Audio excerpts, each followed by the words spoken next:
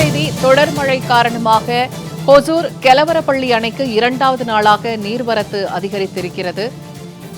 அது குறித்த செய்தியை அண்மை செய்தியாக நாம் பார்த்து வருகிறோம். தொடர் மழை காரணமாக தென்பெண்ணை ஆற்றில் குவியல் குவியலாக நுரை பொங்கி காணப்படும் காட்சியை தற்போது நாம் பார்த்து வருகிறோம். கூடுதல் தகவல்களை தருகிறார் செய்தியாளர் பிரகாஷ். இப்ப தென்பெண்ணை ஆற்றுல ரசாயன நுரை கலந்து தண்ணீர் கரை புரண்டோடக்கூடிய காட்சிகளை நம்ம தற்போது பார்த்து வருகிறோம்.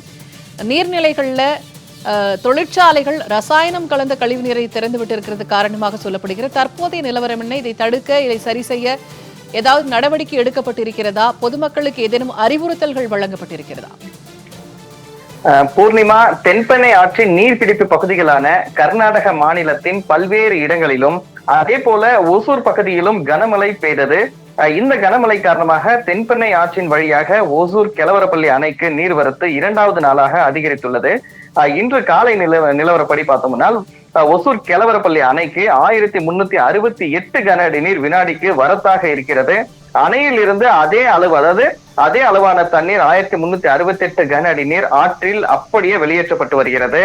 அணையின் மொத்த கொள்ளளவு 44.28 அடியாகும். தற்போது அணையில் 41.33 அடியை தற்போது நீர் சேமிக்கப்பட்டிருக்கிறது. அணையில் இருந்து தென்பெண்ணை ஆற்றில் தண்ணீர் வெளியேறும் இடத்தில் கடும் துர்நாற்றத்துடன் குவியல் குவியலாக ரசாயன நுரைகள் வெளியேறி வருகிறது.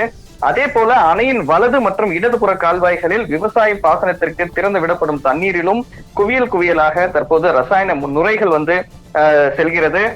மழை காலங்களில் ரசாயன நுரைகள் தென்பெண்ணை ஆற்றில் குவியல் குவியலாக செல்வது ஓசூர் பகுதி மக்களுக்கு வாடிக்கையாகி விட்டாலும் தொடர்ச்சியாக இது போன்று ரசாயன கழிவுகள் அணைக்கு வருவது தடுக்க மத்திய மாநில அரசுகள் நடவடிக்கை எடுக்காததால் மட்டுமே ஒசூர் பகுதி விவசாயிகள் மற்றும் பொதுமக்கள் தற்போது வேதனை அடைந்திருக்கிறார்கள்.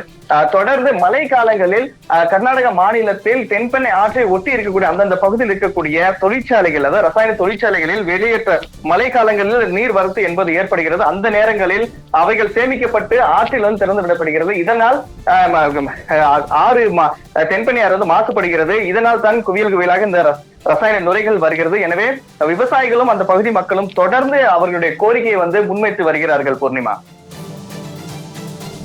தகவல்களை வழங்கியமைக்கு நன்றி பிரகாஷ்.